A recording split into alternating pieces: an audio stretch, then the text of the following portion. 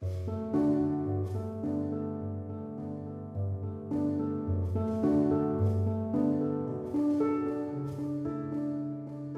on accompagne les femmes qui sont en santé, qui vont bien, que leur accouchement va bien aussi, puis c'était vraiment le cas dans cette situation-là. C'est un accouchement prévu à domicile.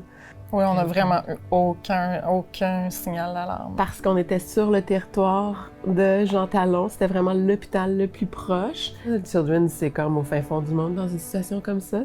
On a été reçus par l'équipe de trauma qui était de garde ce jour-là, qui n'est pas habituée à recevoir des nouveau-nés parce qu'il n'y a pas de néonates ici à Jean Talon, mais c'était quand même le seul choix. Ce soir-là, je me souviens, c'était quand même tard le soir.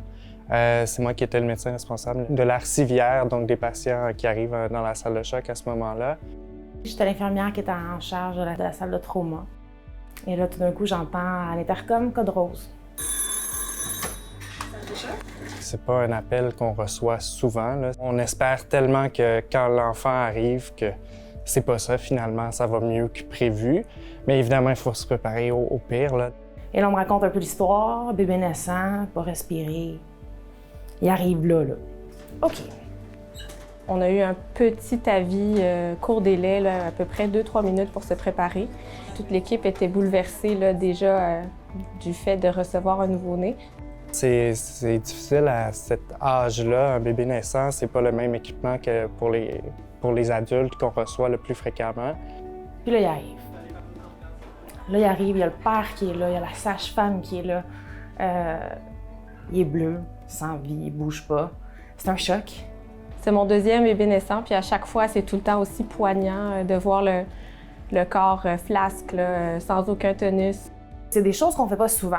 On n'a pas forcément le matériel nécessaire, on n'a pas forcément tout à portée de main comme on ferait avec un adulte, comme on ferait avec ce qu'on fait à tous les jours. Les différences sont énormes.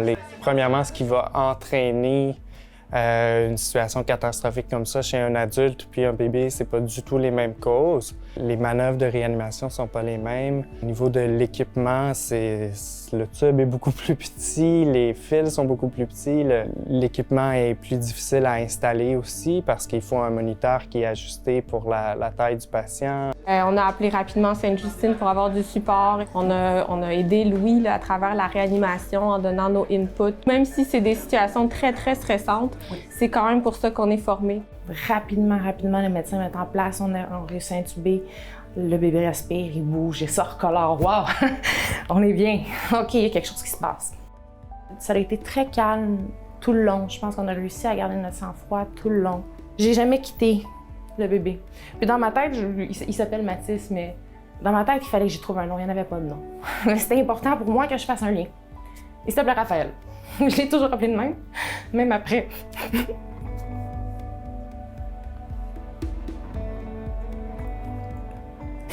Je lui disais de s'accrocher.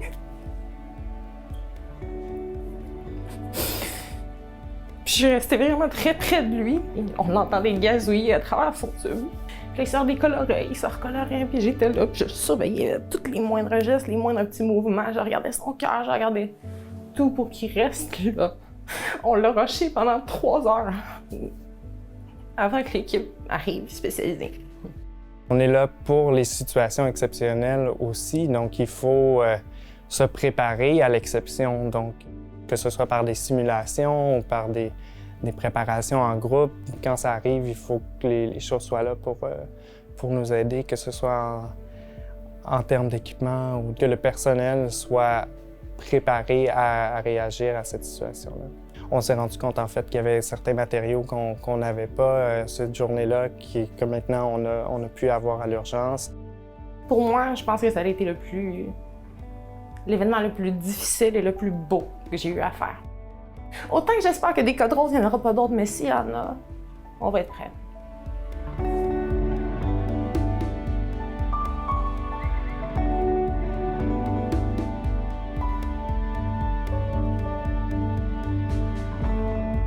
C'est Mathis et aujourd'hui va bien.